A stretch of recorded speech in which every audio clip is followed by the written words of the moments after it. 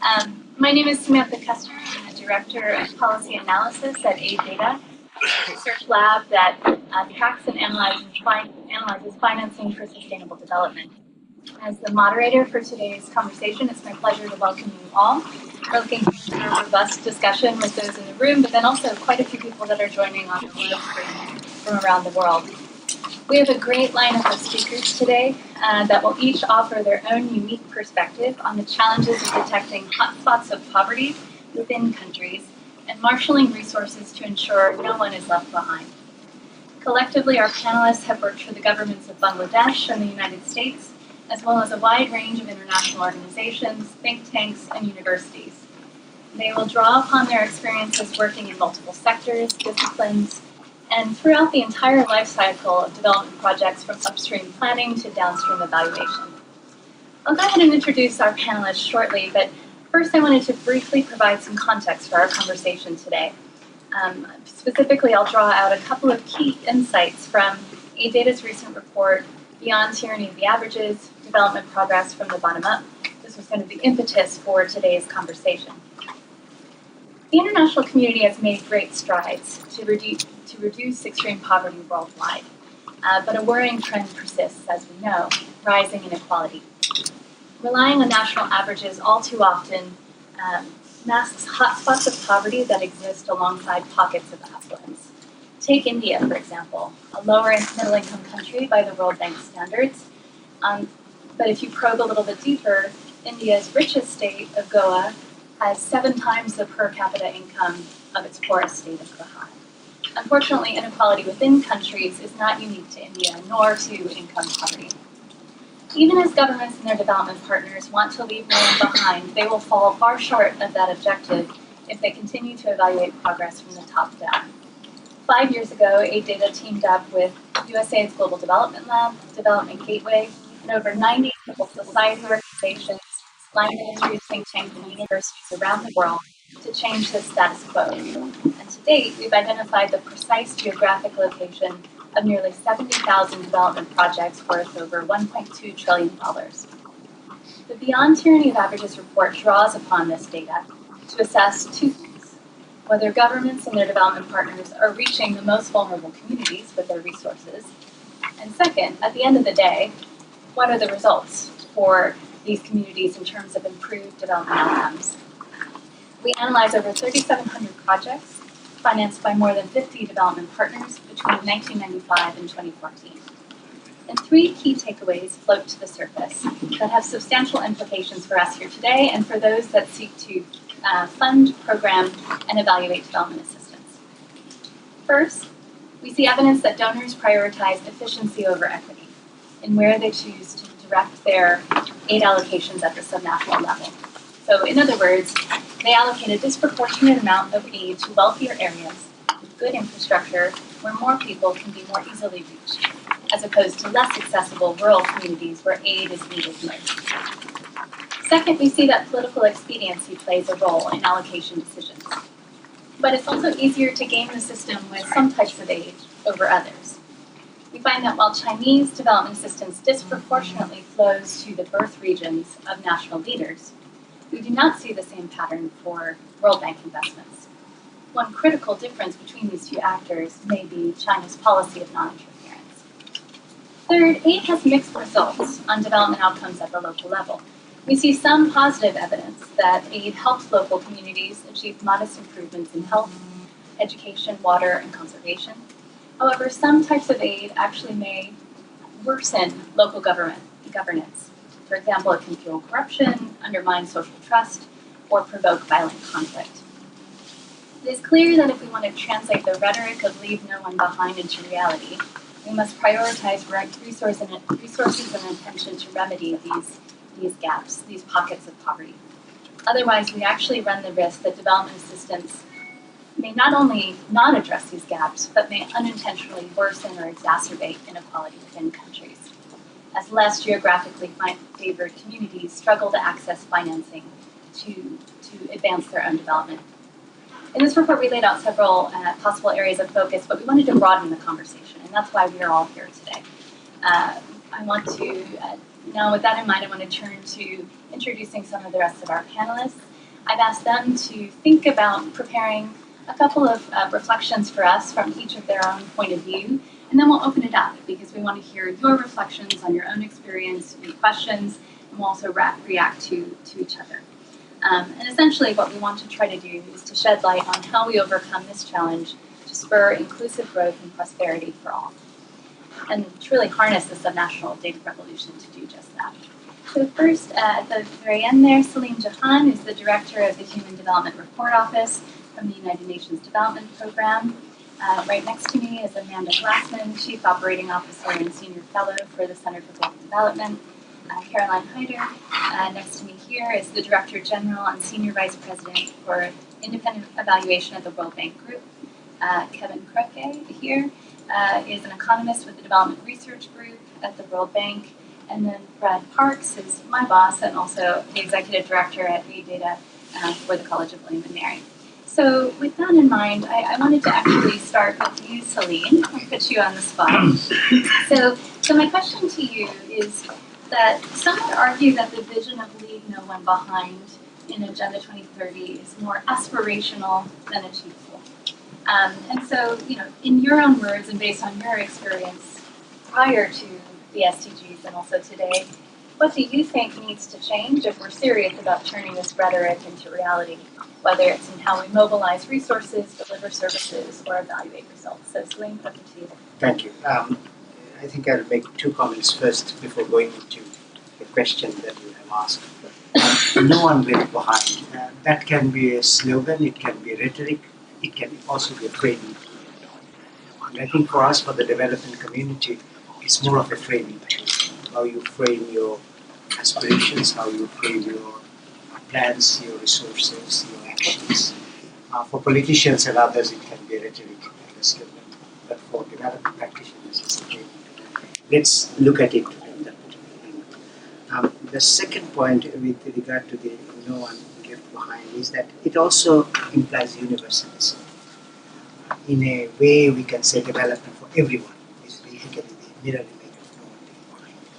And I think that's the kind of the approach that we have to take into that. And the third point is that no one left behind, you can think of it as an aspiration, but in order to achieve something, you need aspiration.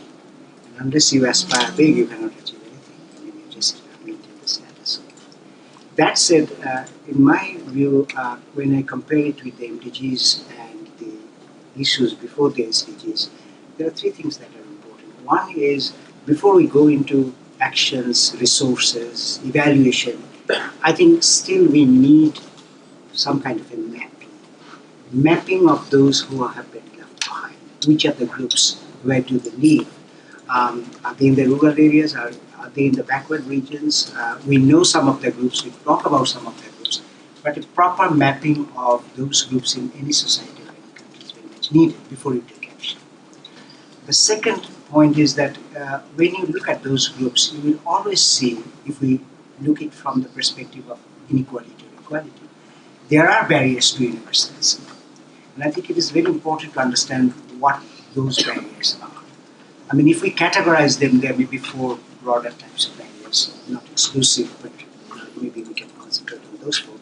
One is what I call exclusion. There can be norms, there can be values for which people are excluded. Women and girls in many societies are a prime example. There are 18 countries where women need permission of their husbands to take up a job. There are 32 countries where they follow a different procedure, even to get a passport. It has nothing to do with economics or politics or anything. It's basically the social norms and values. So that barrier needs to be put into perspective. The second barrier is the weak bargaining power. I mean, you look at unions, you look at the unskilled workers in many societies, and they are losing out because of their weak bargaining power. And these are barriers to universalism. Third is the elite capture. The question of the inequality.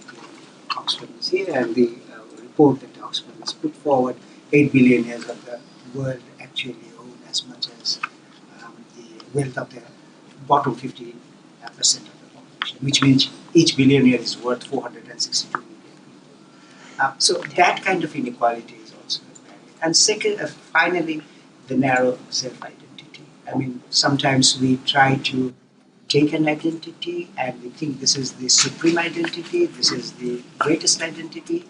But that's not all. We also demand that everybody should conform to that identity. And if that doesn't happen, then the exclusion takes place. And that is happening in many societies with regard to the refugees and the migrants.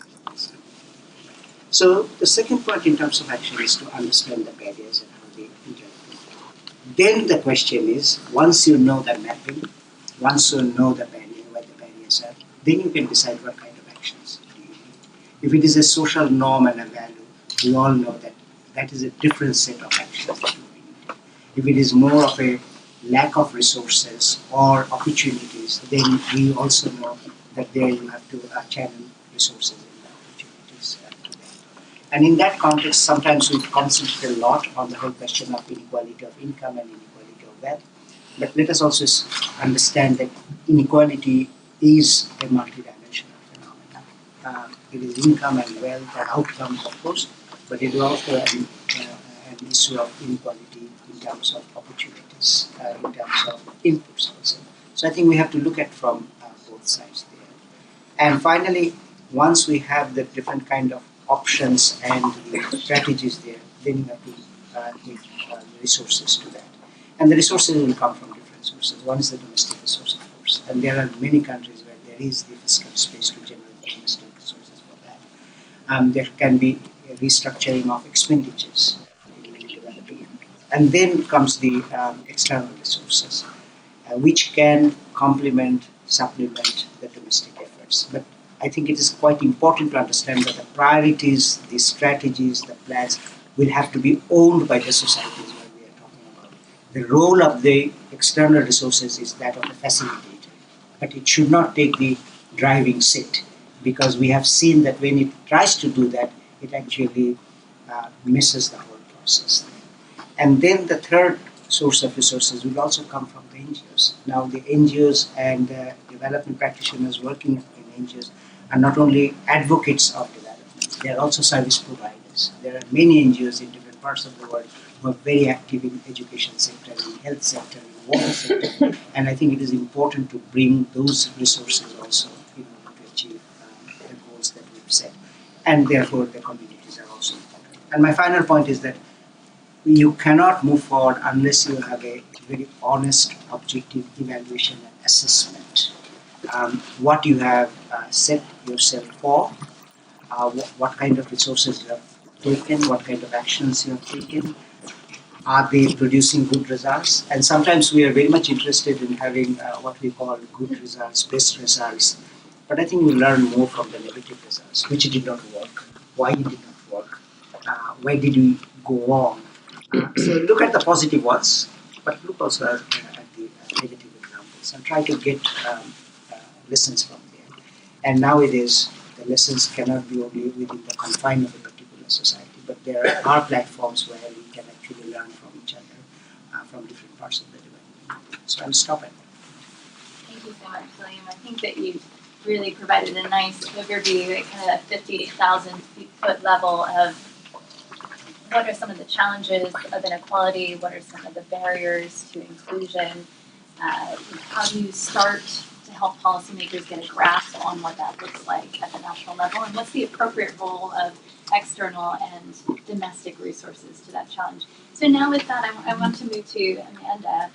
So, it strikes me that a lot of your experience has been specifically within the global health policy arena.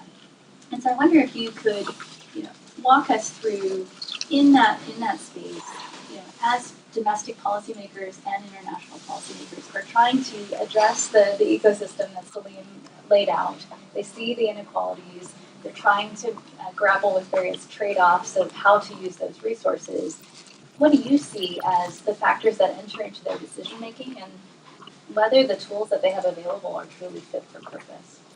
Yeah, so first, thanks very much for the invitation. I want to say that I really like the work of Aid Data and this paper in particular because it identifies resource allocation as the primary lever that we have to affect change. That's something that, in global health at least, has not always been at the center of attention, or we focus on between country allocation, but the issue really is more within country allocation to be effective.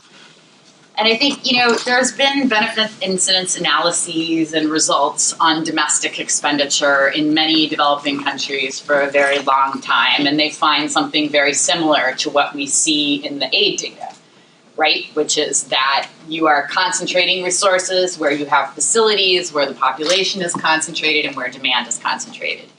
And you don't have resources in places where there's less demand, that are rural, and ironically where the needs are highest. So that's, that pattern has existed for a long time. Some countries have taken measures to try to correct this. I mean, if you look at most of the middle income countries, they use poverty maps to allocate resources. And so in this case, I think when you look at least the global health donors, for which I am most familiar, but it looks like the other sectors as well, where needs are highest, you see a complete mismatch between the allocation of resources within countries and the needs as they're identified. But that begs the question, well, how are we allocating resources now, both government or aid resources? And I think, it depends on your goal. Is our goal really redistribution in global health? Is it health maximization? Is it equity? Is it votes? Is it population-based? I did some work with a colleague of mine, Justin Sandifer, that looked at how fiscal incentives in the education sector were driving allocation of resources to those places that were most populous. So then subnational entities were simply over-reporting the number of children that were living in their districts. Now, of course, that could have been checked. Or there's plenty of work that suggests that in areas that have voted for presidents or for particular ethnicities, public expenditure is directed to those places. And there's evidence in the health sector as well. In Kenya, for example, that HIV/AIDS expenditure also followed ethnic lines. And I don't think that's a coincidence. It's just that in some ways, aid follows government spending. Maybe this also then relates to the issue of whether, of the need to look at domestic expenditure at the same time that we look at aid spend to understand how these things are working together or how they are working separately. And if it's the case that the country is supposed to be in the lead in allocation, maybe we wouldn't be surprised and we wouldn't think it was a bad thing to see that both government and aid work together in the same places. But if both of them are subject to biases that don't necessarily move towards the goal of all of that spending, then we have a problem. I wanted to say something also about the goals, how the definition of the goal for allocation really can affect those trade-offs that you mentioned. So for example, in the family planning field, they want new users. That's their measure. And I'm afraid that when you look at where there are new users, those are going to be in the places where actually the health need or the disadvantage need, or even where family size is largest. These things are different geographical locations. So again, if you look at Kenya, we did a report and there's just it looks like we've allocated resources to urban Kenya, and then in the northeast of the country, where the need is highest, if we define it from a health or family size perspective, the money is much less. So that it's that kind of mismatch that's at play. But I would say let's not underestimate the difficult political economy and the multiple goals in play when we talk about aid and domestic spending allocation. So I'll stop there. Thank you. Thank you. So, Caroline, putting you on the spot, so the World Bank, big institution with your own political economy and multiple objectives and goals that you're trying to advance, and among them, inclusive growth and shared prosperity. In the World Bank's context, I know that you have made it your career to essentially translate what we can learn from retrospective evaluations into forward-looking planning. And so, can you tell us a little bit about, how you see your colleagues at the World Bank and your fellow evaluators grappling with this new challenge of leaving no one behind and weighing that priority vis-a-vis others as well? So thank you very much, and thanks also for the invitation. I will speak from the perspective of the evaluator, not the person who designs or implements the operations or has to conduct the policy dialogue. We look at things from a perspective of what has worked and what has contributed to making things work so that the successes can be replicated and failures hopefully avoided. And the profession of evaluation, I've worked with many other organizations as well, is very much focused on how can we translate that past experience into insights that are valuable for the future. It's a very complicated thing, especially at this point in time where overall the world, the development community feels that with the SDGs and the complexity, there's going to be a paradigm shift and we need completely different solutions. But nonetheless, there are many different ways in how we can take the data and translate that into something that makes sense for the future. So I want to talk, first of all, about 3 models that we've been using for making sure findings from evaluation get actually absorbed into the future programming or policies. And one is to do an evaluation before a new policy is adopted. So we've done an evaluation of the safeguards that actually triggered the whole reform of the safeguards of procurement, or we look at country programs before a new country partnership framework is adopted. The second model is as soon as a strategy is adopted to say like, well, how well does the past stack up against these new aspirational targets? So one example which did that very explicitly was an evaluation of public-private partnerships, where we continuously reference the World Bank Group strategy of 2013 to say like this is how this adjusts. And then the third way of looking at making evaluation useful is to allow a certain period of time for a new strategy to be implemented, and then look at whether things are on the right track to deliver on the results that the strategy promised. And this takes us very much to the agenda of today, the inclusive growth, or as the World Bank Group calls it, reducing poverty and boosting shared prosperity. So I want to share with you a couple of examples of evaluations that we've done where we looked into this in greater detail. One is an evaluation we completed a couple of years ago on how does the World Bank Group address poverty in its analytical work, its country strategies or strategies also for sectors, its operations, and then in its monitoring. So it's really sort of trying to see whether this type of goal gets integrated and incorporated into all of these elements.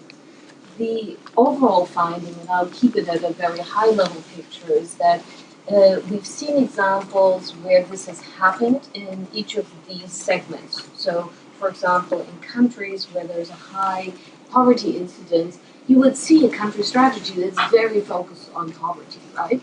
There are research pieces that are very focused on poverty. There are some operations that are targeting poverty, the poor, trying to get to them. And there are others that are not targeted but still look at whether these, say, policy reforms would be affecting the poor and how, right? The biggest challenge we've seen is to link that all up consistently so that you have the intellectual firepower, the knowledge of the bank group translate systematically into strategy operations and then the monitoring systems to track what has worked and how well and what needs to be changed. We have a similar evaluation on the second goal, shared prosperity. It will be discussed tomorrow in the World Bank Group's Committee on Development Effectiveness, so it's not yet ready to be released. It will be released in about a month or so. But in that particular evaluation, we do look at geospatial data and how far that is being used. So it does speak to your report here as well. The second thing I wanted to talk about briefly, because we're talking about data, we have done an evaluation of what the World Bank Group has done to address data for development. Because the World Bank Group is one of the premier institutions who's working in this space. And for those of you who followed the 2015 conferences, starting with Addis Abeba, where people wanted to get ahead of the game, ahead of the SDGs, to say, we will make resources available. At that meeting, there were a number of events that talked about the importance of data and that this is a big gap and that we need to put more money into that. I was at one flagship event where people got up and said, we're going to put money in there, we are going to spend this many millions, etc., etc. When we did this evaluation, it is bewildering how little money is spent. I looked at it and I said to my team, are you sure you looked at everything that's there? And they said, like, absolutely. I said, how about this initiative that started in Addis? It's in there, whatever. So there is a lot of rhetoric about it, but are we getting to see that the resources go into developing data capacities is the other question. Now, what we found in the evaluation that the World Bank Group has been very good at, generating the data and analyzing it and presenting it. But in terms of work, and this might be also something of interest for you in your follow-up, is how do we stimulate the use of data? In my entire career as an evaluator, which is now 30 plus years, I've seen many, many situations where people, decision makers, whether they're on policy or program design, program implementation, wherever they are in this whole, large partnership around development, a lot of people don't understand what does the data tell them and what do they need to do on the basis of that data, right?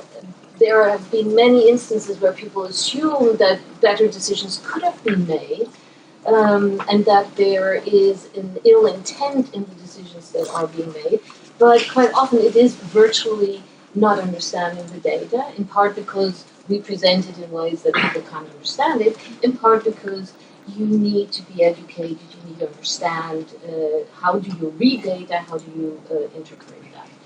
And so that brings me to a conclusion on my opening remarks. I think it's really important to have more data and have it granular and sort of within country distribution. It's a very valuable tool to have that information at hand. But we also have to be really mindful that we need to think about what does this data tell us.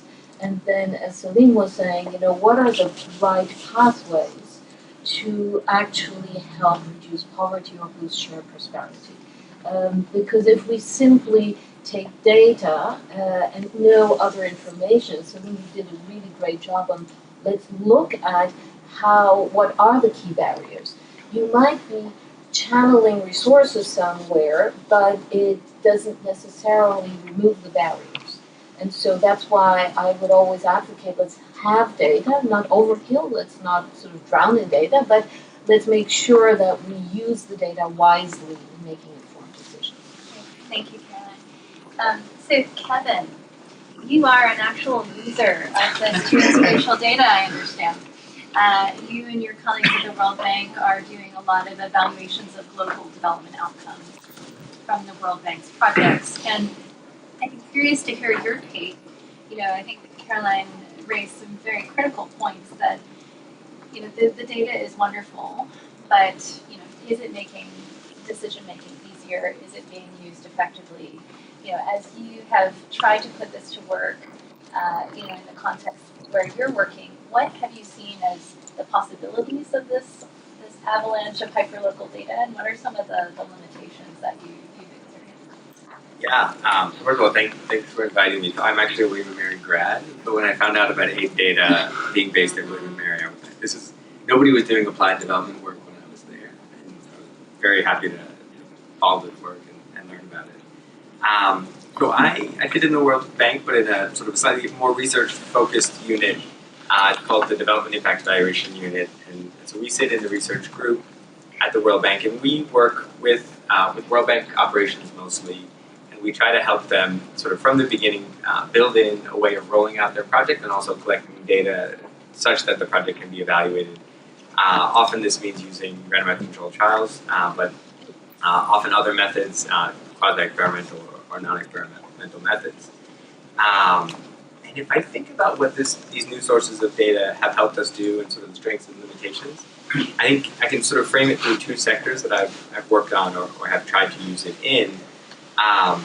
Much of my background is sort of working on applied health impact evaluation, the impact of health policies and sort of the drivers of health decision making. For the last year and a half, I've been working on a sector that is very different, large infrastructure projects, many of which in the transport sector. And I think, so I've sort of thought about how these sources of data could be used in both sectors. I think in transport, this is sort of an unalloyed good. A lot of the, for example, the remote sensing data sources that the report talks about, the nighttime luminosity measures, many of the environmental forest cover or land cover, things that are in the papers that are described in the report. These have opened up a new way of thinking about doing impact evaluation of large infrastructure projects. We work with our colleagues in what's called the global practice, so that sort of the operational side of the World Bank. And they come to us with these large projects about building an expressway or building a road that traditionally would have been very, very difficult to do it's almost impossible to think about randomizing. You want to have some kind of quasi-experimental method of comparing the areas that are connected by the new transport infrastructure and those that aren't. And the traditional way to do this would be to do some surveys in all of the areas, then come back after the road is built, to do some more surveys and compare. And I think that's really quite limited. Some of the new remote sensing data, satellites are taking pictures of the whole globe, and this data can be classified in ways that tell us something about what's going on the ground, is hugely useful for this kind of evaluation. It's at higher spatial resolution. So in a survey, it's expensive to send surveyors out there, and so you end up sampling 50 or 100 villages. The satellite takes pictures of all the villages, right? It only captures some information, but it takes pictures of everything. But I think almost more importantly, it has higher temporal resolution or higher frequency. And with these infrastructure projects, the issue is always the policymaker put the road there for a reason, right? Either because this is the area that he thinks will grow more in the future, maybe this is a really productive agricultural area and you really want to get these crops to market. So you put the road there, but then if you observe differences over time, well, it's because of where you put the road. You want to find some way of sort of adjusting for what was happening in those regions beforehand. If you just do a single survey, you've just taken a snapshot and you lose this ability. With some of the remote sensing or the satellite-based data, as long as the satellite has been orbiting, you have this kind of temporal dimension to the data.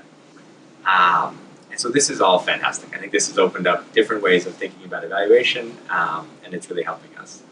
I think what it doesn't do is get at what I think we now try to do in our randomized controlled trials, which is not just ask, does the policy work or not, but to work with the project team and say, you have a bunch of questions about how to deliver this project. And I'm thinking about health projects lately, so think about a community health worker scheme. You're going to deploy 10,000 community health workers. The project team really has a lot of questions about what should they be paid, what should the incentives be, how should they be targeted, what are the right mechanisms to support them. And you really want to work with the policymaker to say, let's not evaluate the project to say does it work or not, but to say what works best and what combination of activities would work best, and let's test those in a series of evaluations.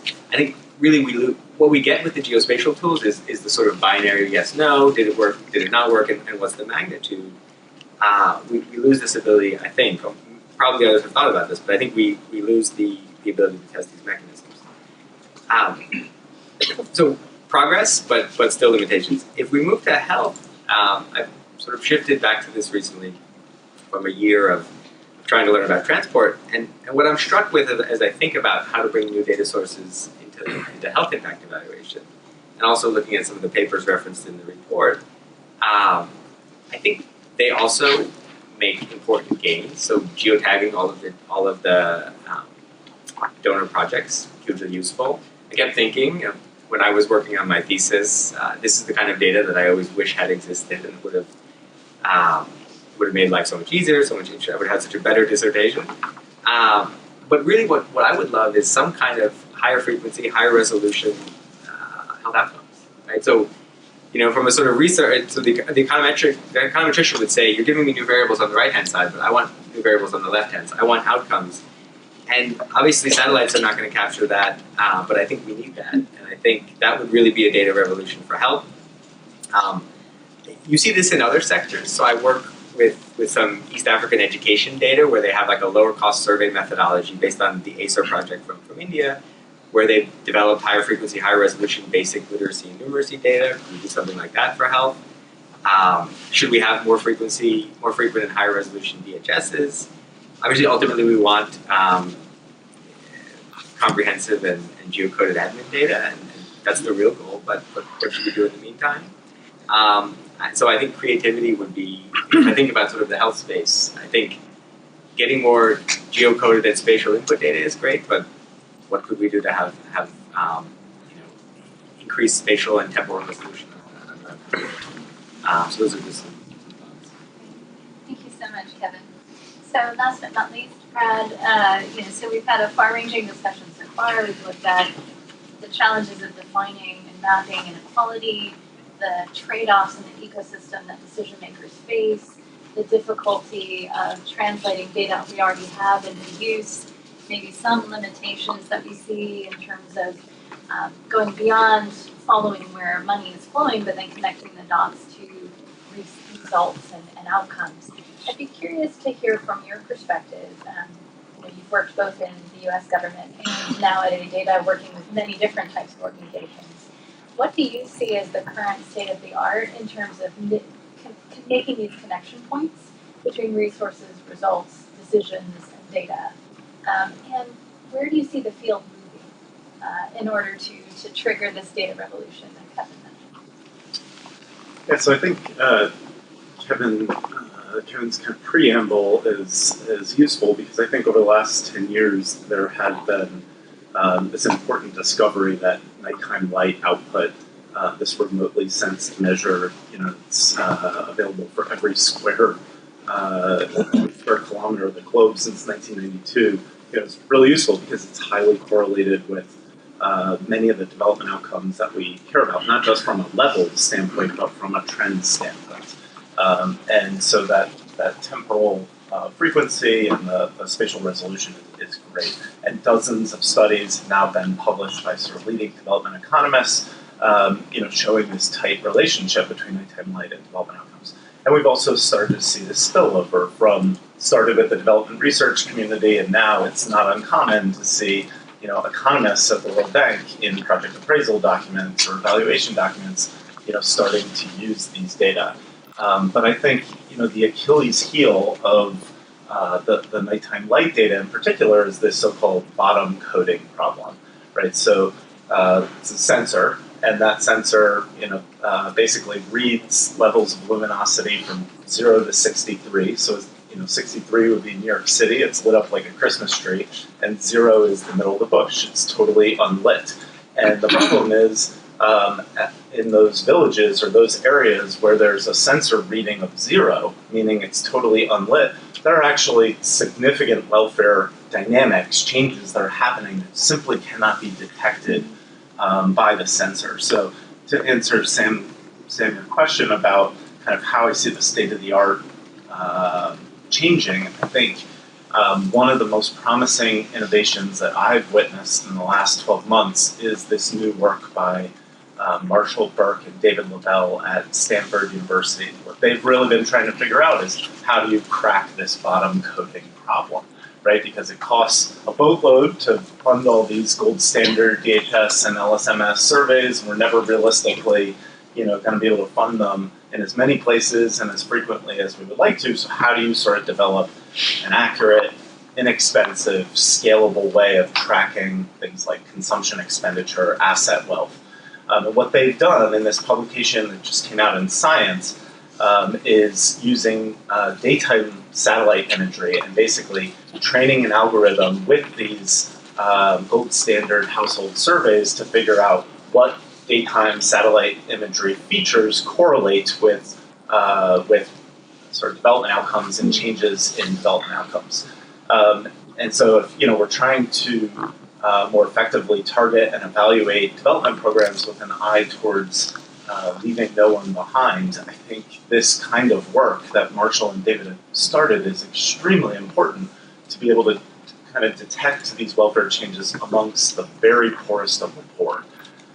So I think, my kind of recommendation, just based on what I've seen, my recommendation to the development community is that, we just need to let go of this fantasy that governments and international organizations are going to solve the no one left behind measurement challenge by funding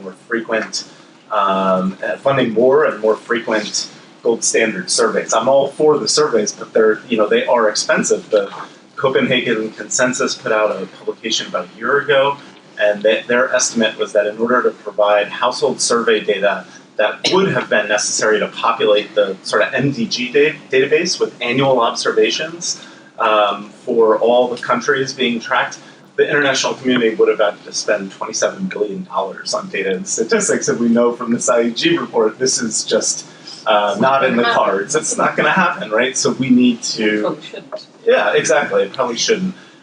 So we need to get smarter about the way that we go about measuring and tracking development outcomes. And I think what Marshall and David have done is one great example of how we can sort of innovate with the data that we already have, right? Combining the strengths of household surveys with the temporal frequency and the spatial resolution of satellites. And I think, to Kevin's point, satellites are not going to solve all of our problems. There are a lot of development outcomes, as much as I would like. There are just a lot of development outcomes that we care about that are not going to be plausibly measured through remote sensing. And so I think, thinking about smart investments that we can make with traditional data collection procedures, whether it's geo-enabling census data collection, or like AidData and Afrobarometer recently teamed up, and we retrospectively went back and identified the 28,000 African towns and villages where the survey enumeration was done, right? So we did that from 1999 to 2015, creating a sort of quasi panel to be able to track changes in local governance, changes in public service delivery, changes in self-reported sort of household outcomes about sort of health and education conditions. So I just think there's a lot more scope to do some creative thinking about what these next generation development outcomes are going to look like to actually sort of make the promise of no one left behind tracking a reality. Thank you so much, Brad. I think that's a really nice segue into a broader conversation that we want to have with all of you. And of course, I have tons of questions for the panelists, and I imagine they do for each other, but we also recognize that there's a wide range of experience in the room. And I think that Brad's one of his final comments is actually a good one as a jump off for a broader discussion, which is we see the size of the inequality challenge. We know the imperative to leave no one behind, but we absolutely need to get smarter in how we detect these inequalities, how we measure progress, whether it's in terms of resource allocation or improvements in local development outcomes. And ultimately, we need to ensure that this data and evidence that we already have is actually being effectively used by policymakers, both globally, but also nationally. So with that, I'm happy to open up the floor to questions, reactions, interjections. I might take a couple, and then we can kind of have people respond. Yes, Brian, go ahead. And introduce yourself. I know Brian, but go ahead. I'm Brian Bingham. I work with USAID in the Global Development Lab in their Center for Development Research, and have worked very closely with AidData over the last 3 years that I've been there. One of the things that we've been thinking a lot about lately, and AidData, and I have to give kudos in your projects have been fairly focused on, is research translation. You can create a body of research and then implore people to use it, but at some point there has to be an investment by the donor community in helping government, in helping implementing partners and other donors understand how to use the data, and for policymakers and the people making the decision, investing in the human capacity to translate this incredible satellite survey data into something that they can use. Because they're not going to be the economists, and they're not going to have the capability of doing that.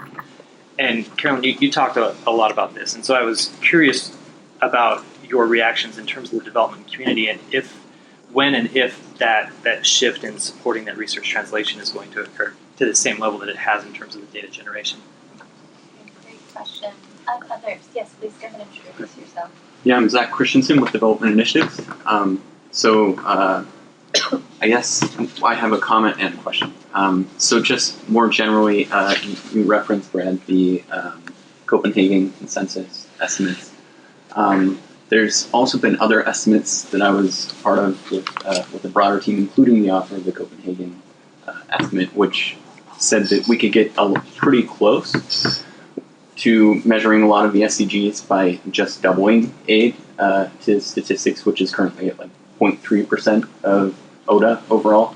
So that would be closer to like, billion annually. So it's a lot more realistic. And I think that sort of leads me to another more general question I have, which is a lot of the challenges that people have brought up today have been about the political economy challenges of data and the work that needs to be done sort of on the ground. But the problem with a lot of geospatial stuff is that you're saying we can bypass this by looking from space or by looking at, a small fraction of aid projects that have, good geospatial information. So I think I was just sort of wondering how you think about that tension, to really ensure that no one's left behind. I think there needs to be a lot more grappling with the data on the ground versus moving out from space. Great question. Another comment or question? Yes. Sure. Paulina from Data Solutions for Impact. I thoroughly enjoyed all the comments, but I was especially interested in Brad's remarks. You didn't mention it specifically, but there's a perhaps not new, but one way to approach evaluation when it seems so daunting to get all the numbers is use lean data tools. Acumen is one of the organizations that uses that. So I was just wondering if you'd be able to, and I guess one of the ways to go about collecting that data in a lean way is perhaps come up with a proxy that would allow us to get to the collect the information that we're after using a different method. One of the ways in lean data is to use mobile technology and SMS surveys as opposed to direct interviewing. So I was just curious if you had any comments as to the limitations of that, or perhaps other proxy opportunities. We'd love to learn more. Okay. I think we'll kind of react to some of those questions first. So 3 kind of themes on the table that I heard, really good ones actually. So the first is, we're putting substantial emphasis on collecting and producing new data and evidence, but what about that channel of dissemination, of translation, of ensuring that this information is actually impacting decision making and decision makers? So this idea of research translation. I wonder if I could ask Celine to kind of think about that from the perspective of the Human Development Report, which you have co-authored for numerous years. That is a major tool that you're trying to influence policy change. How have you approached that question? And then also Caroline, from the perspective of the various evaluations that you are producing in the World Bank context. How do you make sure that they, to quote another data report, don't land in a data graveyard and not get used? The question that Zach raised, I think, is a great one. Both there's the comment about, is it hyperbole to say that it is not possible to raise the resources needed to be able to get these estimates right? And are we kind of making it a bigger deal than it actually is? Is it closer at hand? And then also this question about grappling with the data quality issues and the data coverage issues on the ground, in addition to what we can see from space.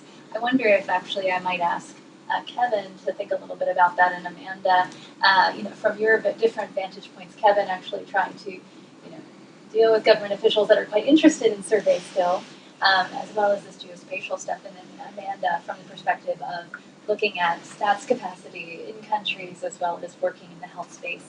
And then finally, to Paulina's question, I think this idea of, in addition to using existing data sources, that requires us to think a little bit more creatively about non-official or unofficial sources of data that are already out there, a lot that are produced by telecommunications companies, private sector actors, that we're not really readily using in the development space to the extent that we should, and maybe that might help us leapfrog some of these challenges. And so, Brad, I might ask you to tackle that one. So, Celine, why don't we go ahead and start with you and then just work on our way on down. Okay, 5 very quick points. One is that I think we are talking under the assumption that data are always welcome.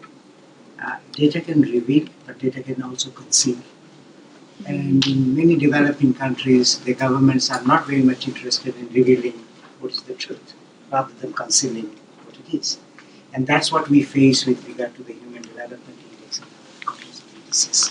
So I think we have to take into account that on many occasions, the numbers, the government won't release it because of sensitivities, or they would only release it if actually it blames the previous government.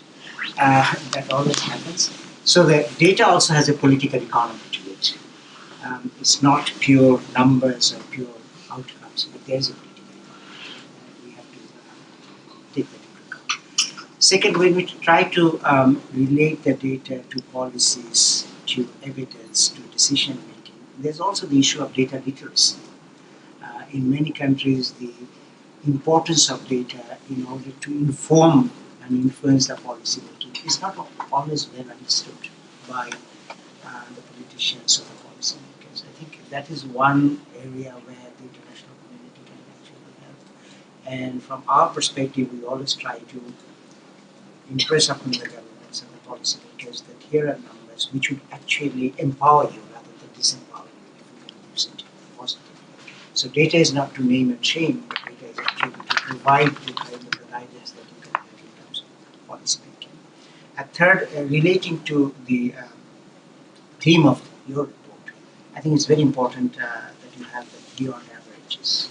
What we have found at the country level, that average mask all kinds of things, and we know that. But when you disaggregate it in terms of ethnic groups or divide, gender, any kind of disaggregation, actually that reveal what the pockets of deprivations are, what the inequalities are. That is a more important tool and instrument in terms of policy making and decision making. My fourth point is that at the end of the day, I mean, you haven't mentioned it, Kevin, the whole question of the geocoded administrative data. I mean, when you talk about the data, let's say official data and the big data that we are talking about, we all know that the big data have lots of potentials, but we have to be very careful about also the kind of the issues with the big data, the issue of privacy, the issue of vindication, the issue of acceptance by quote-unquote official statisticians, which we have seen in Cape Town when they had this data conference last year. The point I'm trying to make that at the end of the day, in terms of the administrative data, in terms of the official data, the National Statistical Office is the mother of all kinds of data. Now with the SDGs, with all these indicators, with all these goals, we are going to the National Statistical Office, and just think about it, what kind of pressure it is putting on the National Statistical Office in Sierra Leone. I mean, the capacities are very limited. They are grappling with, even with their quote-unquote traditional data gathering, whether it is national income accounts or whether it is expenditure service and everything. Now the international community are going and they're saying, well, we are trying to monitor these 237 indicators and this kind of things. This is a nightmare even for very well-developed national statistical offices like in Brazil, India, or in South Africa. So we can think of data, we can think of evaluation and monitoring, but I think it is also important to think about the capacities at the country level because we have to depend on them later on. And my final point is that when you talk about the data and monitoring and evaluation, and this is the perspective of, from the perspective of inequality, we are still very much concentrating on the quantitative achievement. But from the inequality and equality perspective, it is also very important to look at the qualitative aspect of it. So it's not enough just to say, well, we are monitoring the achievements and now we have schools in every part of Ghana, for example. Every village of Ghana has a school.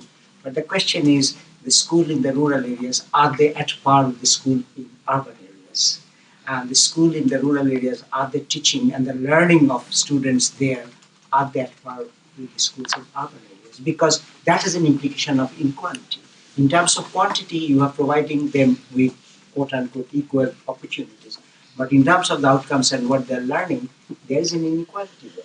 And if there is an inequality in terms of achievement, educational achievement and learning, that will actually accelerate and exacerbate the inequalities in future life. So therefore, I think we have to think about what kind of data and the measure we can actually put on the table in terms of having a qualitative assessment of, say, educational achievement or health services or access to safe water and that kind of thing. And the time has come to think about it. Thank you, Salim. Caroline, the question that you and Salim are tackling, it reminds me, I just came back from the International Fund for Agricultural Development in Rome, and one of the big questions there was this idea of, okay, we're investing a lot in rural evaluations. What does it take to actually get that to inform the earlier stages of design, program planning, resource allocation? Kind of building upon what Salim had to say in the World Bank's context, whether it's trying to get uptake of your evaluations with client governments or other World Bank leadership or other organizations, how do you approach that in your own work? Thank you. As a matter of fact, I used to work with IFAD, and they had a very thorough follow-up process actually to make sure that evaluations are heard and listened to. So what we do at IEG is that for the large evaluations that have recommendations, we have a follow-up process where once a year for 4 years, we track what has happened. We have conversations with the World Bank Group management to say, so what have you done in response to this recommendation? That's sort of like one stream that's been in place for a couple of years. It's working more or less or whatever. But we are this year piloting to actually do synthesis of the recommendations of a number of evaluations that relate to each other. So for example, we've done 4 evaluations all around the internal systems for learning, self-evaluation, impact evaluations. And we will look at the recommendations, synthesize them up, and then have a conversation with those senior management and say, do you realize here is how you're responding to these evaluations? So I was very pleased to hear Kevin speak about having worked on impact evaluations in infrastructure, because when we completed the evaluation of impact evaluations 5 years ago, we found that there was hardly any work on infrastructure. And we recommended this is really a frontier where it's very hard to do, and that the World Bank Group should really be leading in this area and doing something about that. I have also some examples from the road sector, which I'm happy to share if there's more time. The other thing that we do is really think actively about how do we reach out with our knowledge, right? So we're not just sort of producing an evaluation, sticking it into the website and hoping somebody will download it. We have something that we call learning engagement, so where when we have evaluative evidence, we invite our counterparts, people on the operational side of the World Bank Group, to come to us and say, we really want to understand what's happening in this particular area. Why are our operations doing well or not well? What is behind the data? And then we can have an engagement around that, unpacking data, or sometimes it's more workshopping around how do you even know what is a good outcome, et cetera, et cetera. And so that's been piloted last year. It's very popular. We're continuing it for now. We still have to assess whether it changes something in the practice, but it is a way of getting there. And then we are very active in the media, social media space, and we actually have one of my colleagues here. She's, I believe, tweeting out as I speak. And because we found that, we need to repackage our knowledge in ways, whether it's infographics, blogs, short sort of papers that summarize the knowledge that comes out of an incredible amount of work in an evaluation in order to make that more accessible. Because not everybody wants to read everything about the subject matter. They need some quick responses, and that's sort of like what we're trying to get to people. So there are many different ways of closing that loop and making sure evaluation does not land in the data graveyard. Are we absolutely happy in saying like, wow, this has been transformational? No, far from it, because that's why we keep on exploring ways of how to make learning happen in learning. The second thing I wanted to talk a little bit about, even though you directed that question to others, is really about the sources of data and where do we go and how do we collect that information. In IEG, we've been using mixed methods, so we do not sort of suggest that only one method is the right method. We draw on RCT type of data, quasi-experimental, mostly when it exists, and we either use what is called systematic reviews or we do systematic reviews ourselves. So we did something on early childhood development where we did a systematic review of the RCTs that are out there, and then we did the more traditional evaluation of what the World Bank Group has been doing. We've done other evaluations, for example, of forestry, where we use satellite data. So it's really the combination of using big data, traditional sources, doing surveys or key informant interviews or focus groups, and bringing all of that together that gives you a much richer picture. If you rely only on one source of data, their risk is there that you're missing something, whether you are getting partial data, partial perspective of something, or whether you get data but you can't tell, well, why is that happening, right? So, since you've given me the floor, let me occupy it a bit more. The road examples that I wanted to talk about, I evaluated road projects. One was in Laos. It's super success. It really transformed the economy in that area. And one was in Papua New Guinea. And in Papua New Guinea, it resulted only in expansion of betel nut production. And now you can look at that from a satellite perspective and probably see how these different regions have progressed, but you wouldn't understand what was the motivator behind that and why did one region actually prosper and really develop from a just households sustaining themselves from their little production to producing cash crops and then expanding into actually selling their handicrafts at very nice high prices, versus Papua New Guinea where they're producing betel nuts which they can carry in their pocket to the market and sell for whatever profit they can get. So there are different dimensions where relying only on one source of data doesn't take you from the future. And that's a lot of good food for thought on just the importance that part of the research translation may not just be in breaking down data in a more accessible way, but also being synthesizers of bringing in different types of information for that holistic picture. I wonder, Amanda, you probably have something to speak both on the first question about dissemination of research and uptake, but then also the second question that was raised on how do we actually grapple with the data we already have and use it effectively? Yeah, so I think all of us are in this kind of data and evidence business, right? And in our mission statements, I'm looking at your mission statement, we always talk about using it to improve how development investments are targeted, monitored, and evaluated. And I think the problem that we have right now is that we are starting with the data and evidence instead of what are the structural mechanisms by which governments and donors allocate and track their money. If we started from there, we would be talking about, I think, a different set of strategies, although they would be very complementary with a lot of the exciting work that's going on. So let me give you an example. So all countries, many countries are decentralized now in various ways, and they have systems of intergovernmental fiscal transfers. In India, up until the last Finance Commission, they used the 1976 census to allocate the resources. And that hardwires the inequality, okay? So that is not that uncommon. In Colombia, they're forced to use the 1993 census because the Congress won't endorse the recent rounds of censuses that were, by the way, supported by the IDB and the World Bank. Okay, so I think we need to start with those mechanisms. In the donor world, let's take the example of the Global Fund for AIDS, TB, and Malaria.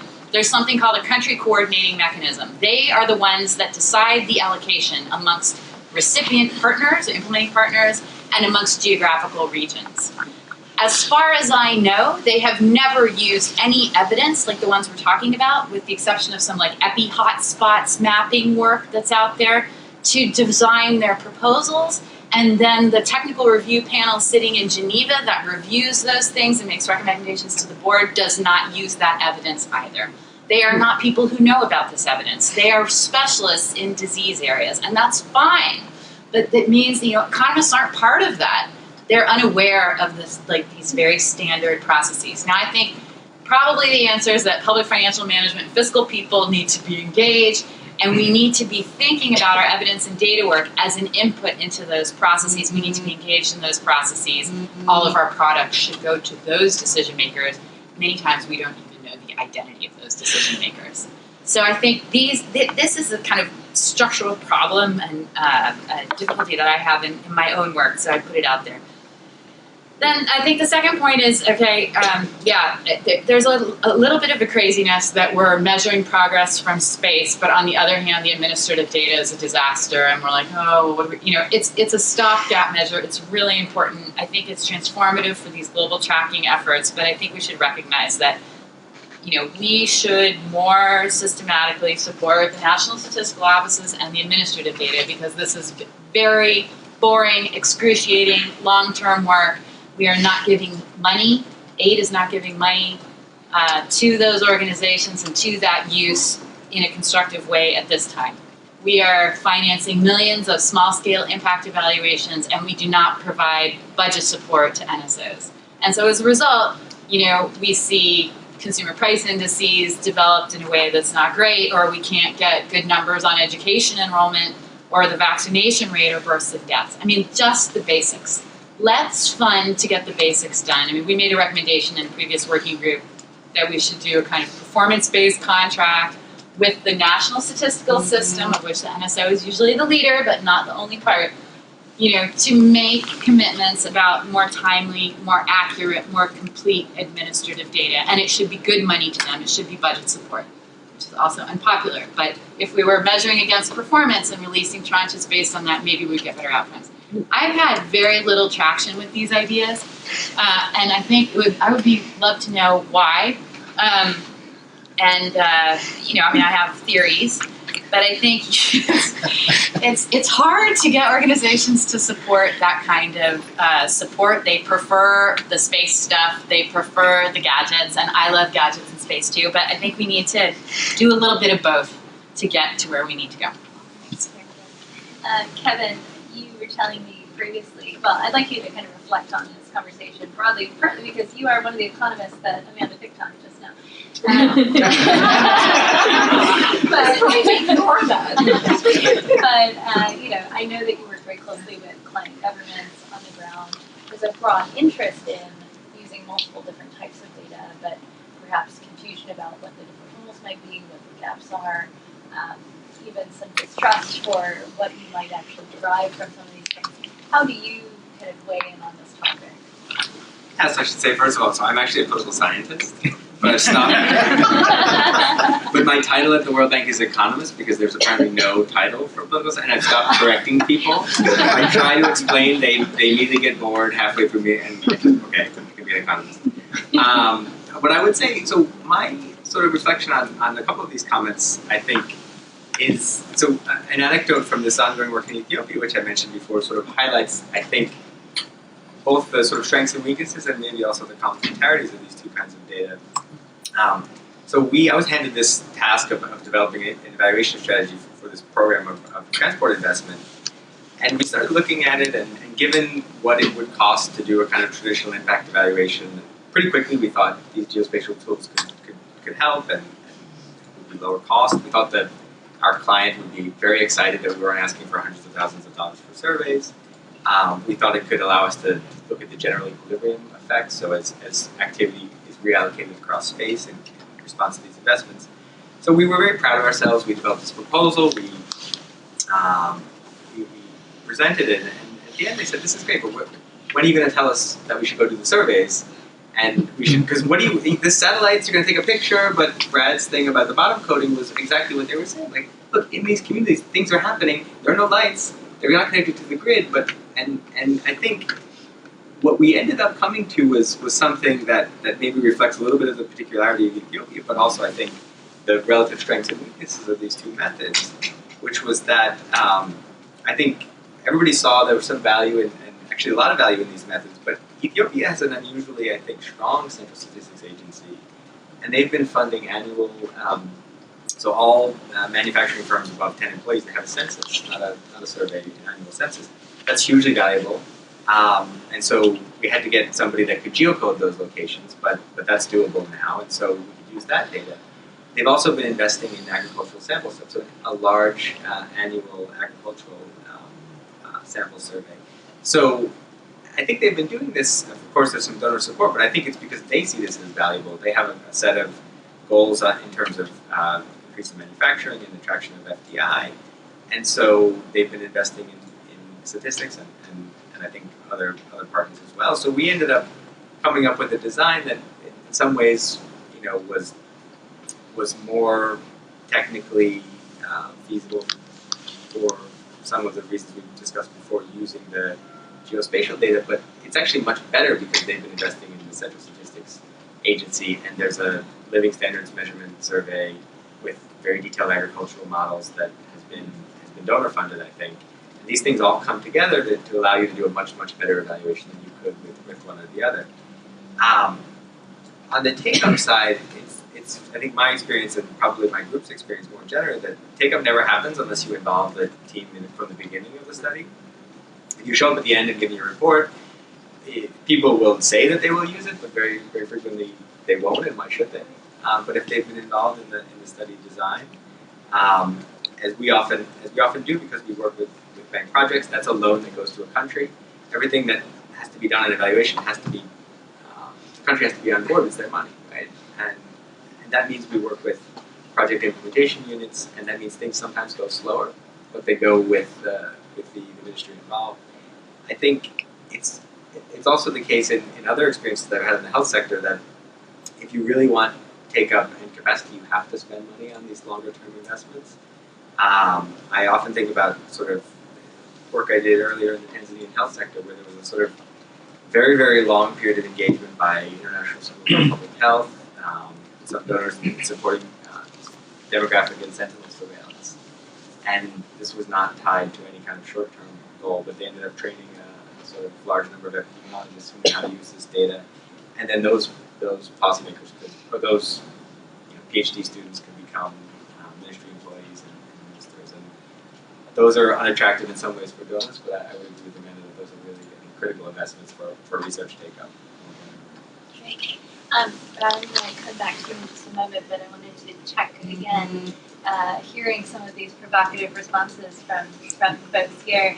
Any additional comments, questions, reactions that come to mind from the audience? Yes, gentleman in the back, please introduce yourself. Hi, I'm Paul Canario from the University of Toronto School of Global Affairs and former colleague of Caroline's at the World Bank. I haven't quite figured out exactly how to frame this question, so if it comes out wrong, I apologize. Isn't one of the questions, what are we doing this for? Like, okay, right, we have the SDGs in front of us, all of them, and all those indicators, which we talked about this morning, and we have geospatial and absolute luminosity, and well, there's other stuff going on, let's measure that. But when all is said and done, if we look at the United States, the relative luminosity between New York City and a county in Ohio ravaged by opioids. We're probably poor by American standards, but not by global standards. And what can be done to narrow the luminosity and what's going on the ground because you don't really measure the opioid crisis with a satellite. And then we go to rural DRC, where I suspect the luminosity of parts of Kinshasa wouldn't get to New York standards, but there's a whole lot of DRC there's a lot going on, but we have energy poverty, so the satellite doesn't catch that.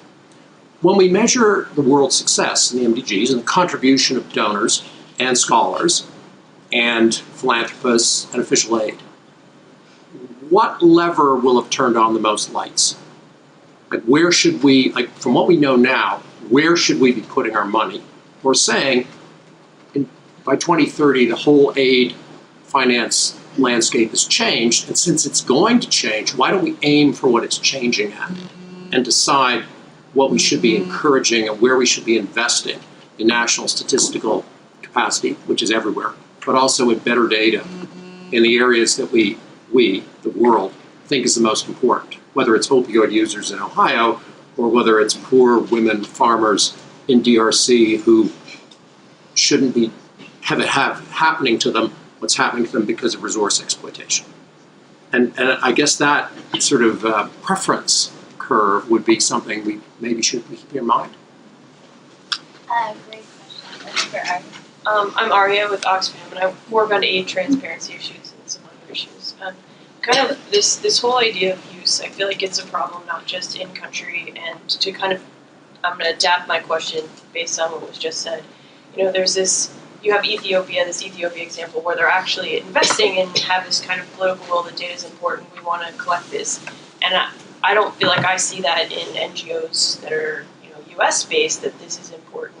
And so is part of the problem with use that we haven't made that kind of case that this is why it's valuable and this is what we're trying to achieve, and highlighting maybe the certain data sets that are most important for those goals.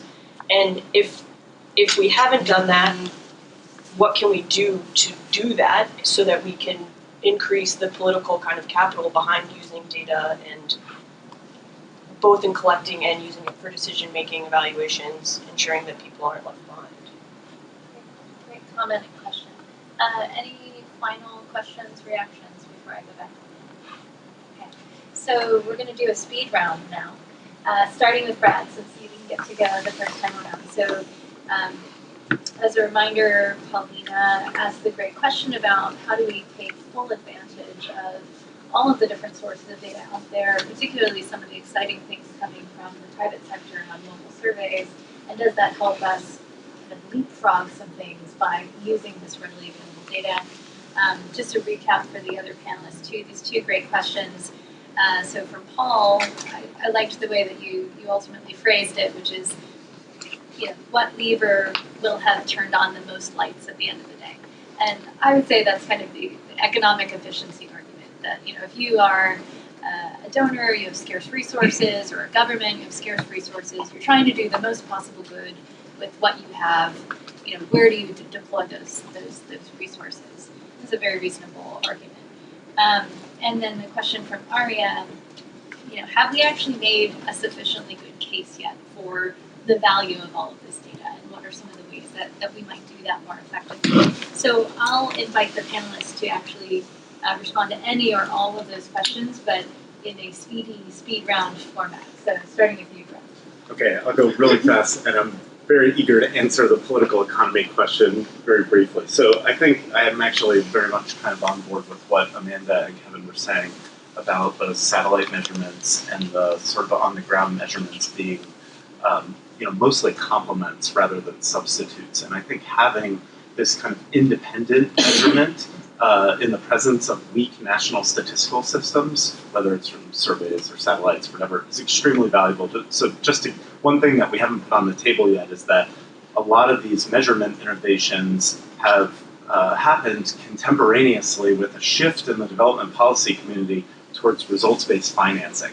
And these things actually are not independent, right? And they can work in problematic ways when these kind of two things come together. So a good example is there's a very troubling study that was just published showing that that basically country governments are manipulating their GNI per capita data to stay underneath the IDA eligibility threshold, because they know that there will be a 20 to 30% reduction in total ODA when they trip the wire and go into the LMIC category. I mean, I used to work at MCC. We actually use those data to determine who gets the big money and who gets the small dollars. Having an independent measure of wealth, for example, as opposed to administratively generated data that may be prone to this type of manipulation, I think is a useful cross-check to really see it. Is this noise or is this signal? Point two is on the question about how do we deal with all these burgeoning availability of new data, big data. One thing that I didn't mention at the beginning is, we have all these new sources of data coming online, but the tools to manage the data, integrate diverse sources of data, and then enable ordinary people with basic data literacy to extract those merged up data. There's just a gap between the data availability and then the tools to actually use this. So we tried to, at 8Data, like a few years ago, we tried to crack one part of this problem, which was we were generating all this geospatial data on the investment side and then on the outcome side. And the people who we were trying to get to use the data were like, this is amazing. I have no idea how to actually join these data up and use it in analysis. And so we ended up building this tool called GeoQuery that allows you to spatially join the investment data, the outcome data, and other sort of contextual data to the point where it's just a user interface, it's a website, and you, the analyst, just get a flat CSV file. And so then you can use your program of choice, SPSS or Stata or R, whatever it is. You don't have to be a geospatial wizard to be able to merge 30 geospatial data sets and do your impact evaluation of a World Bank project. So I think that's one example, but we're going to, as we get more and more of these kind of innovative next generation sources of data, we're going to need more tools like that. And then finally, the sort of like meta question Paul posed, I mean, I think one thing that we haven't talked about, at least on the geospatial side, well, I guess Kevin touched on it, but a lot of this geospatial data doesn't just tell us about sort of the average impact of a given intervention. We can also disaggregate the programs into their kind of distinct interventions and figure out which ones are delivering the biggest results. So I just got done with a evaluation looking at all foreign direct investment in the extractive sector in Nigeria. And one of the things that was interesting is there are 555 concessions granted to foreign investors that are making huge investments in public infrastructure. But it was a relatively small number of these investments that led to the biggest gains in nighttime light growth. It turned out that Chinese mining investments, of these 557, there was like one mining investment from China that lit up the country, right? There was economic agglomeration happening around this investment. That does give us useful information to say, well, how do we build upon that? How do we target future activities to sort of let success beget further success? So I guess the point is just that while these tools are good for understanding sort of average impacts, we can also look at geographically and demographically disaggregated program impacts. Sorry, I went over my time. No, that's okay. You usually get to speak before. Caroline, your speaking contribution. I want to sort of pick up on Paul's question, and you spoke a little bit about that and expressed a concern I have. What I'm hearing is that ultimately our success criteria is luminosity, nighttime illumination, and because we can measure it out of space, that must be the success criteria. If that's where we're going, we are really on a dangerous path.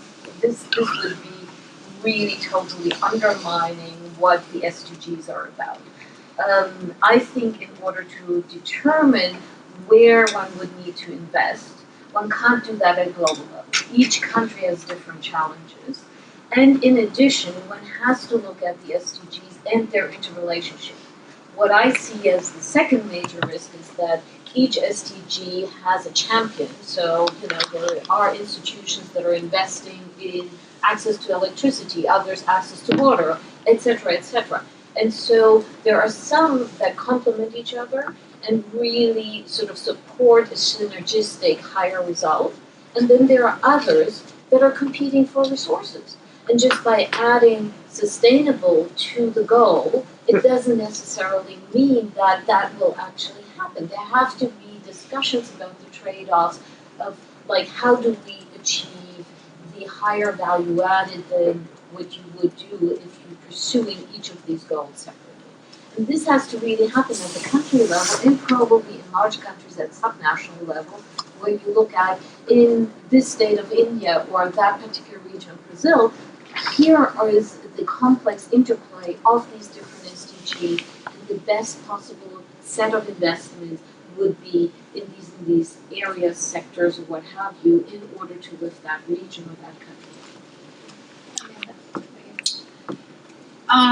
Maybe to address the issue of making the case for why data transparency matters or helps. So I think, well, one is that all of our organizations should be using the data more to analyze the programs, and pretty rapidly, I think it will create a desire to fix the data if it's wrong, which could be negative and could be positive. But I think it's important to start using it in a more systematic way. And unfortunately, when we start to use, sometimes it actually creates a disincentive to be transparent. I mean, no matter how many caveats you put on results and congratulate the organizations for greater transparency, when you start to look at their data, sometimes it doesn't look so good. And I think I'd love to hear from you at AData about what kinds of reactions you're getting from USAID, for example. Unfortunately, our colleague left. But if you're finding that USAID aid in particular is mismatched to need, what kind of feedback are you getting from your counterparts? But I think one of the ways that it can work quite well is if you try and do kind of regional initiatives or clubs that work together so that everybody reveals at the same time.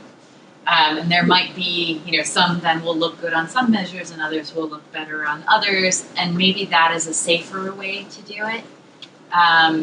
So far, I think it looks very good because, like UNDP, I had maybe 5 years ago looked at UNDP and very hard to get data on what they're buying, for example. And now UNDP, I think, is like number 2 in IATI. I just learned, and now we're going to start to use the data. So right now, transparency is a big political bonus, and hopefully, the data, has good stories and bad stories to tell. But I guess the idea is to try and tell a little bit of both so that transparency doesn't just come out as a liability for organizations, right? Yeah, so Billy, so 2 other comments. I think one, I love your point about finding measurement initiatives and uses for data that the actors on the ground actually care about, and starting from the problems that they identify as opposed to the data that we can collect is, I think, really, really important for generating uptake. That's, I think, also where you then will get governments that will also invest in the data after the project goes away or the organization goes away. I think that's probably how we should be thinking about it. It's a little bit related to the idea of thinking about what the resource allocation mechanism is first and then working backwards through the data. The question about lean data collection and use of mobile phone-enabled mechanisms, I think this is something I think about maybe in the space where the remote sensing sort of can help us. So the social sectors, I think there are many, many different initiatives where people are trying to improve reporting on outcomes in the social sectors using higher frequency mobile data. I think those are all promising. Right now it looks very fragmented. I don't know how much of that is sort of joined up with what either nationally representative surveys or statistics offices are doing, but it seems like that definitely has a role to play. It'll probably be lower cost, and there's a subset of things that is worth measuring because you're always relying then on self-reports. You can do it more frequently, but some things you don't need to measure that frequently, and so there's definitely work to be done that is worth measuring at high frequency via self-report. But I think when we better understand what those indicators are, it'll be worth investing in. There are advantages and disadvantages to be the last speaker. The advantage is that every good thing has been said and every question has been answered. The disadvantage is you have to explore and you have to think what you are going to say. I'd like to make 5 very quick points. One is that one of the questions I think we started with is the whole question of efficiency. The issue of, if I may say so, the breadth and the depth.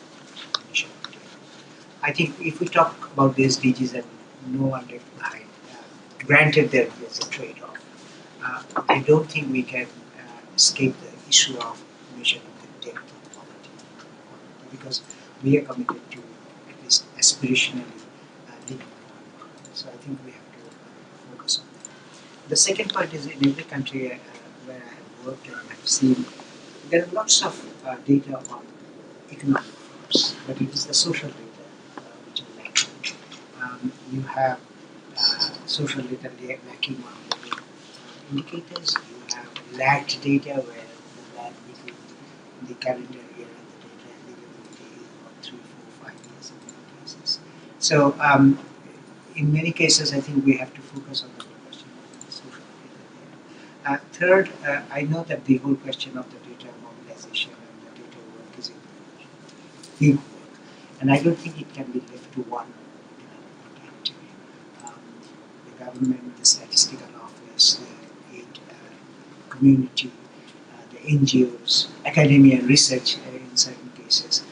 If there is a discussion at the country level as to who does what, maybe that would be a better coordinated approach rather than everybody going into the same area and trying to collect data. That kind of approach may be needed. And fourth point is that when we talk about the SDGs, we know that there are individual SDGs, but there are certain SDGs which have multi-layered and multifaceted impacts.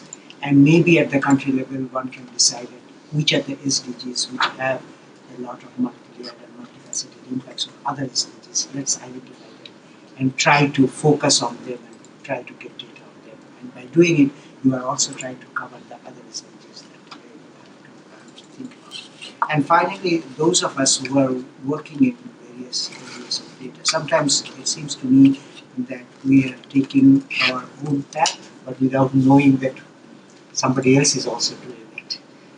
This kind of sharing of knowledge and discussions is important, not only to know about the issues, but also to know who is doing what. And I think that is very important in order to mobilize our own resources and our own efforts so that we can serve both the countries and the global level with the whole issue of the data and how we address the issue of poverty. Thank you so much. We've had a really far-ranging and really instructive set of conversations today. I guess as the moderator, and we're a little over time, but I'll have the final word, which is to say I think that the cross-cutting theme across both the supply side of how do we open up more and better data to address this issue of no one left behind, but then also the demand side of once this data is available, how do we actually put it to use for decision making? I think that it comes back to this idea of the value proposition, the fact that all of us, no matter who we are and where we sit in the value chain of things, think in cost-benefit terms. On the supply side, it was raised about USAID and donors, but I also think it's true of the governments that we've dealt with as well, that there are major risks from their point of view of opening up information. I've heard risks of, well, what if it's misinterpreted? And conclusions are drawn in an unhelpful way. And then also the more serious concern of, well, what if people start analyzing this and finding things that, are difficult for us to see? And so then it becomes this question of, well, how do you increase the perceived benefits of opening up information? One way is by being transparent and putting out imperfect information as third parties. One of my favorite interactions with the Colombian government recently, we were doing a tracking of financing for sustainable development using data that was publicly available, and they came to us and they said, well, we're investing far more in environment than you're capturing here. And I said, well, show us the data. Help us actually see and augment what we're capturing.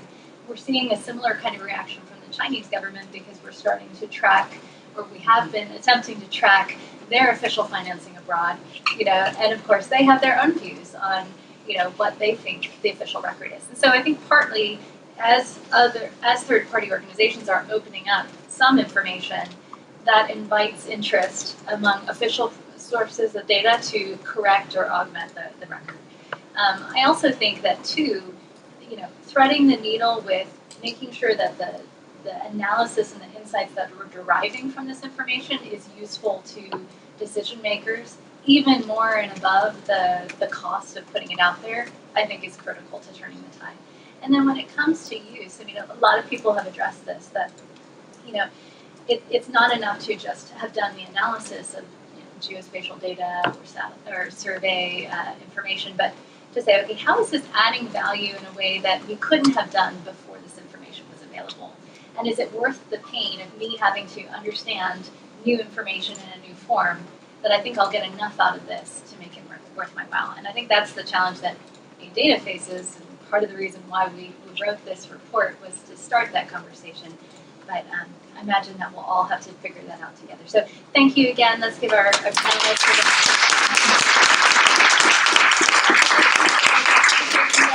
and feel free to stay afterwards and chat. Thanks so much.